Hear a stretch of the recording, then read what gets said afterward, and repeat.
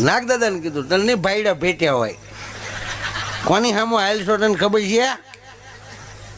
હા, નાગ પાસે એમને જે તને બધા દૂધ પીવડાવે એમને રોજ તને મરડ ભેટ્યા હોય એમ કરીને એની પૂંછડી પર પગ માર્યો. ઓલે મોઢું જોયા વગર પગના ફણામાં ડંખ માર્યો હતા. પાછો પગમાં હજી કઈ ને કઈ તારી મનની મનમાં રહી જાય. ઝેરના દીકરા શબ્દ પાછા માણસો એમ કે ઝેરના પારખે ન હોય, આનાથી કેટલાક પારખે કરવા મારે. હાલ કઈ ને કઈ મનની મનમાં રહી જાય. કઈ નવકુળ નાગના પેટ ન હોય તો કેડી જાય.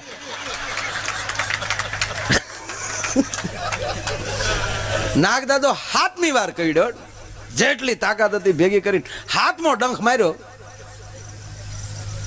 ઊંધો થઈ ગયો. નાગદાદો બઠો પડી ગયો.